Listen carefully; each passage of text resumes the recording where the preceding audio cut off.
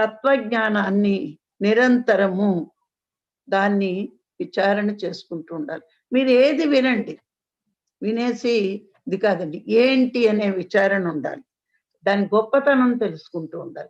మనం విచారణ చేసే కొద్దీ దాని లోతుల్లోకి వెళ్తామండి.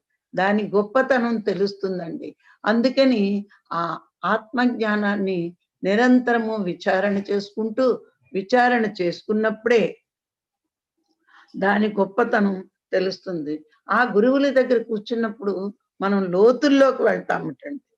ఈ ప్రపంచంలో ఇయన్నీ కూడా శాశ్వత ఆనందం ఇవ్వదు. తాత్కాలికమైన ఆనందం ఇస్తుంది. ఆత్మను తెలుసుకుంటేనే శాశ్వతమైన ఈ తాత్కాలిక ఆనందాలన్నీ కూడానండి ఒకవేళ మనకు వచ్చేయి అనుకోండి, సంపదలున్నాయి.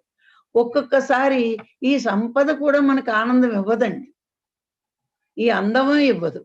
ఈ చుట్టాలు ఇవ్వరు. వీళ్ళంతా కూడా ఈ ప్రాపంచికంగా వచ్చే ఆనందాలన్నీ కూడా విసుగొచ్చేస్తాయి. ఎంతవరకు అంటే ఆత్మ దర్శనం కలిగే వరకు కూడానండి కోరుకుంటాం. కోరుకున్నాక వస్తాయి. వచ్చాక వాట్లి వల్లే విసుగొస్తది. వస్తది తప్పకుండా. కానీ ఎప్పుడైతే ఆత్మను దర్శిస్తామో, దాని గురించి ప్రయత్నిస్తామో, దాని గొప్పతనాన్ని తెలుసుకుంటామో, అప్పుడది మన శాశ్వత ఆనంద స్థితిలో ఉంటాది. అందుకని మనమేంటి అంటే, ఆ శాశ్వతానందం ఎంత గొప్పదో అని ఎవరు చెప్తున్నా, గురువులు చెప్తున్నా, పెద్దలు చెప్తున్నా, నువ్వు చదువుతున్నా, తెలుసుకున్నదేదో గుడ్డిగా ఎళ్ళిపోవడం కాదండి.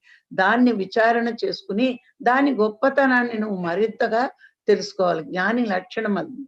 విన్నది విచారణ చేసుకుంటూ, ఇంకా లోతుల్లోకి వెళ్ళి, గొప్పతనం తెలుసుకున్న రోజున, నీ మనసులో అది స్థితమైపోతుంది. అది స్థితమైపోతుంది. అందుకని మనం ఏం చేయాలి? ఆ తత్వజ్ఞానాన్ని విచారణ చేసుకుంటూ మరి గొప్పగా ఎదగాలండి.